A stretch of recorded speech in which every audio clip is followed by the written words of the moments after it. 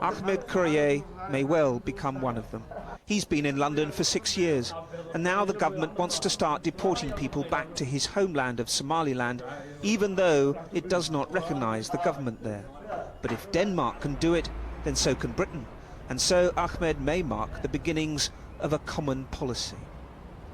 If the British government sent us to Somaliland, we will meet a lot of problems economically, politically, and socially. It just gets bad in here, man. I just don't want to be here no more. I pray to God just. I'm just tired of you guys talking about me and just always talking shit. You guys just don't even know how to just leave me alone. I'm just so tired. Hello guys, welcome back to this YouTube channel. So I know most of you are aware of what has been happening in Minneapolis and Minnesota. So Trump lately issued an order to deport all illegal immigrants from the US in those two states, that is Minnesota and Minneapolis. And we know that most of the people living there, especially in Minnesota, are Somalis. So I started doing the activity of deporting them back to where they come from. So the video you have just seen is a video of a Somali guy who was deported back to Somalia, and upon landing, he started saying that he wasn't built for this. So this is not just a unique story. This is what thousands of Somalis are going through after being deported back to their homeland. So guys, deportation doesn't just mean going back home. It means starting all over again with nothing. So across Europe, North America, and even the Middle East, Somalis are being deported every year. Some of them, they left as children, some were born abroad, and they barely recognize the places where they are being sent back to. So this is the reality upon arrival, guys. For many deportees, the first shock they experience immediately after they have landed is there is no job, there are no houses, there are no even the safety nets that they are used to. So what they imagine as home, it feels foreign, it feels harsh, and even unforgiving. So some Somalis are sent to Mogadishu, while others are sent to Somaliland. These are two different administrations, but they share similar struggles. The similar struggles they share are unemployment, which is very high, and public service, which are very limited. So for the deported Somalis, without family support, poverty is likely to become the first challenge. So many deportees, they carry more than just economic hardships. They carry shame. They are seen as outsiders, quote-unquote diasporas who failed abroad. So instead of reintegration into their community, they face isolation, which is really bad, guys. Let's watch more clips, then I will come back with more commentaries. I have observed something. Why is it that the places that people are highly religious, like hyper-focused on religion, and everything they do is attached to religion, and they cannot separate living their lives from religion, there is so much adversity, so much poverty, not much progress, and if there is progress, it's minimal over time. What is it that happens? Do they use religion as a coping mechanism to all the misery they are experiencing, or what is it? Because I need to understand. So guys, there's those who are arguing that poverty in Somalia is as a result of religion. But guys, the truth is more complicated, because poverty is not caused by just one belief, but by the system that failed people.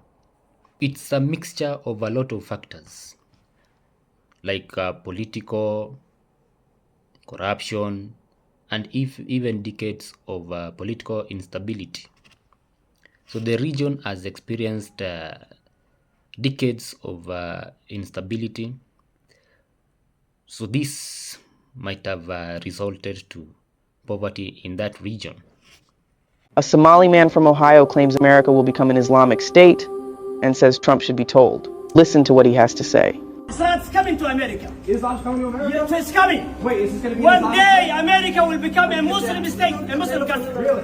Tell Trump. That's never going to happen. Yes, it will That's happen. never going to happen. God is powerful. It's never going to happen. God is powerful. Is that what everybody here wants? You want to see That's a Muslim what country? our goal is to make America Islam. Really? Islamic state. Never going to happen. Yes. Look. God is powerful. It's never going to happen. You control the heart of Americans. God guides whom He wills. Over my dead. Many Americans are disturbed. A country built on Christian heritage opens its doors, feeds you, protects you, and then you openly talk about taking control, imposing your religion, and reshaping the nation that helped you.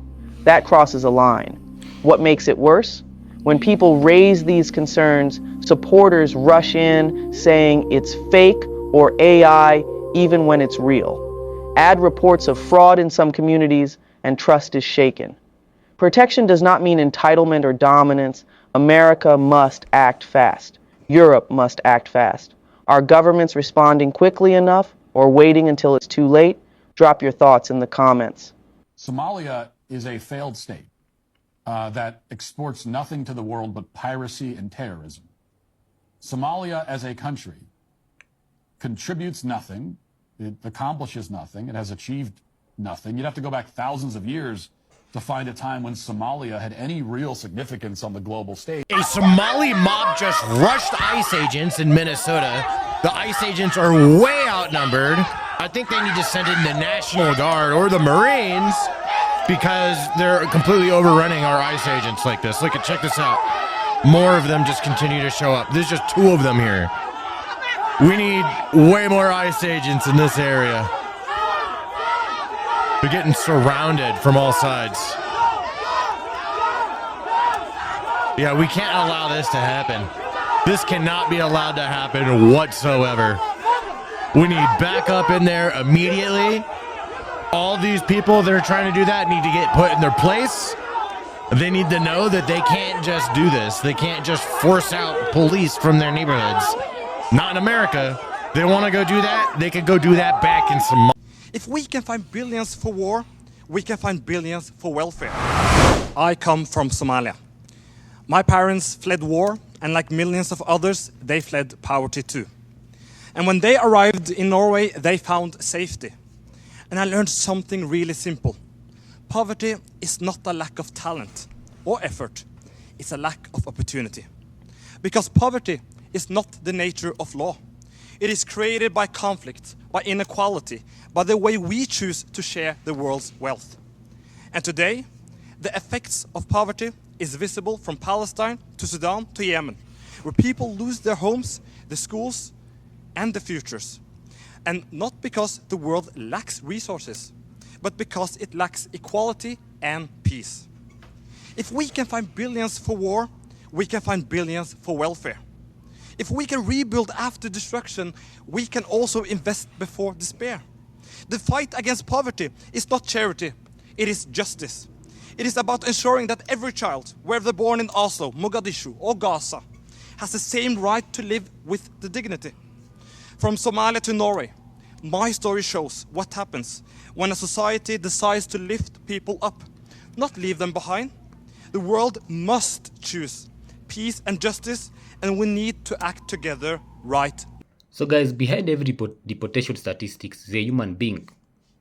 A mother, a father, a son, and a daughter who once upon a time believed that migration meant new opportunities. So for many, deportation becomes a life sentence of struggle. So this is not just a story which is about weakness. It is a story about displacement.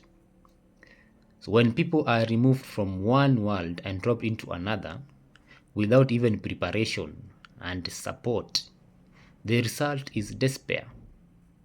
Guys, from deportation to despair. This is the hidden reality of deportees who have been returned back home.